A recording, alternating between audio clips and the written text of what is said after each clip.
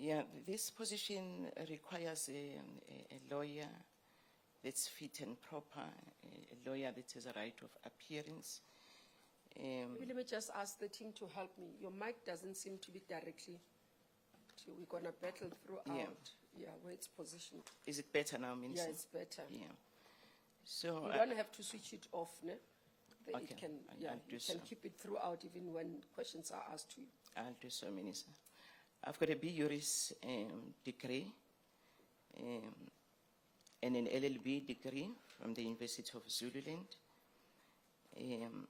When I was appointed to head the Free State as the Director of Public Prosecutions, I decided to further my studies, and I registered with the Business School of the University of the Free State, and I obtained my MDP, which is a Management Development Program. It also deals with labor issues, issues of leadership. It also touches on the issues of audit. So that's what I did. I also obtained an LLM from the same University of Free State. Besides, the LLM was focusing on the multiple agencies in South Africa that are focusing on fighting corruption, to see what are the benefits and what are the challenges there. But it was an LLM where I had to do a research, but also do a lot of coursework. I also have a certificate from Duke University. This is a certificate that I got whilst I was serving as an acting director of public prosecutions in South Gauteng. I was appointed by the then National Director of Public Prosecutions to represent the NPA in the Department of Transport board. So the Department of Transport, it was Road Infringement Agency. It's one of the agencies under Department of Transport. So I served there as a board member, and that's when I got an opportunity to really go and study more about the role of board members, and I obtained that certificate from Duke University. Those are my qualifications. How are they relevant? If you look at the prosecutors really currently, we've got prosecutors, we've got master's degrees. We've got prosecutors who are very much knowledgeable. And it doesn't look good if you are a leader, but you are lazy to study. The course really that was focusing on leadership and focusing on being a board member, it's also very critical, even though in the department, in the NPA, we've got Department of Justice that is responsible for really the functions of the CEO, accounting authority. It's still very critical as a DPP.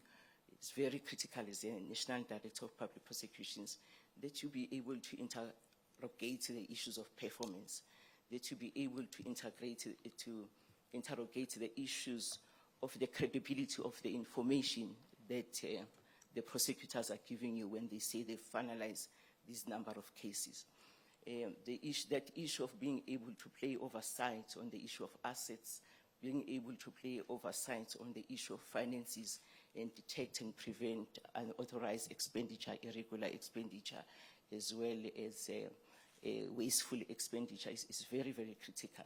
If you've got an organization that says it has performed very well, but there's an audit finding that says there's an issue with the reliability of that information, then you can't be proud of that information that you have given to the country by way of your annual report. So these issues are also very critical. The issue also of leadership, MDP was covering those issues. What does it mean to be a leader? Are very critical, because being a leader doesn't mean you need to be in an island. Being a leader, that doesn't mean really you need to be managing work on a daily basis. It means you need to have a vision, you need to have a direction, you need to be able to communicate to your team your vision and allow the team to go with you in implementing that vision. And so the issue of being a visionary leader is very, very critical. And the issue of how you also interact with your staff, developing those open channels of communication and being available, it's very critical. We will come to that part around management and leadership. Let's first move to your positions you've held. So according to the records you have provided for us, you've been a district court prosecutor from 95 to 2000. And then you've been, is this at Pietermaritzburg? It was at Madadeni, It's at Madadeni in Newcastle. Okay. Let me apologize, Minister. I'm not young, so my experience is quite long, so I didn't want to give you 30 pages. So when I say district court prosecutor here, then I moved to senior state advocate. I was a district court prosecutor. I was also a regional court prosecutor.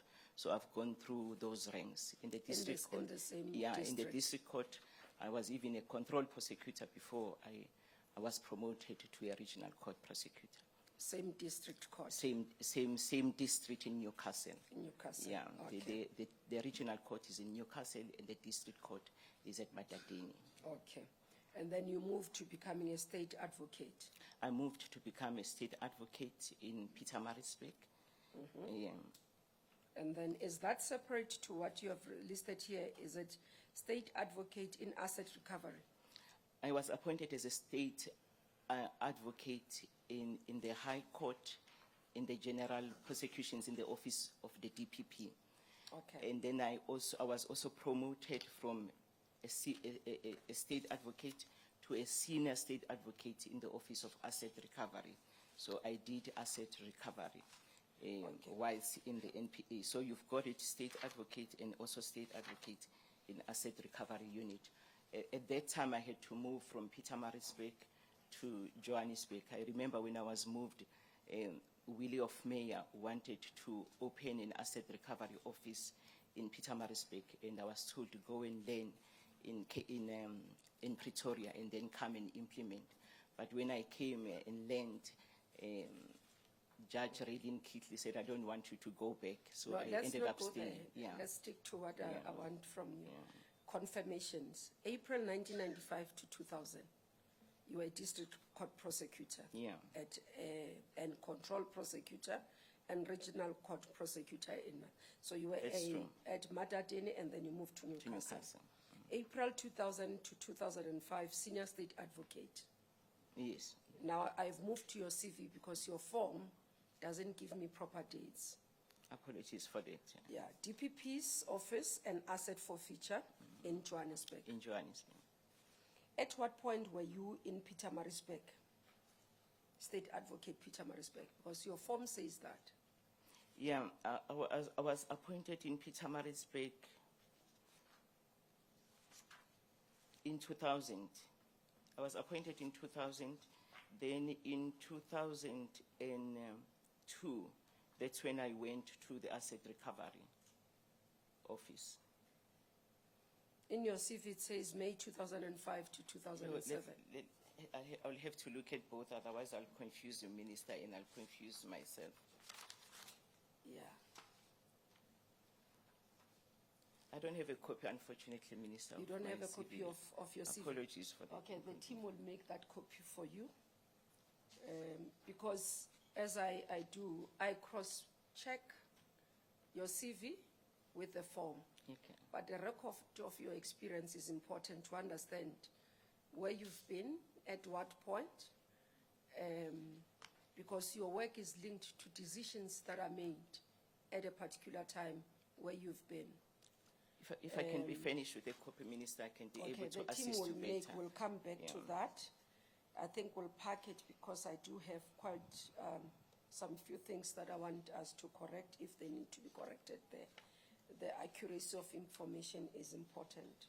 Were you given the CV to look at it and correct it? Because I'd asked the team to send all of you the CVs before we published so that you can correct and make sure the accuracy of your CV. I tried to really refrain from giving you a new CV. So what I did, and the instruction was, the CV is going to be made public, so I need to go through it and ensure that there is no information that is confidential that goes to the media. So what I did with my CV, I just removed the email addresses and the contact details of the persons that I've listed as references. At that point, you didn't see these inconsistencies? No, Because other candidates did email and requested to change. Minister, I thought the focus was remove issues that might infringe the privacy, your privacy, and the privacy of the persons that you have mentioned here. So I didn't really go back to my experience. At the point of submitting the application, you were nominated, you were asked to provide a CV. Did you verify it? I was nominated and I was asked to provide a CV, and I provided the CV. When I was approached again and nominated by other people, then I tried, if you can look at the CV, I tried to make it more polished and more brief in the format that you have in front of you. Which format? The one that you This have just given me, this one. There's two that I have, but both of them seem to have similar information. Yeah, it was just the format, not the content. It was just formatting.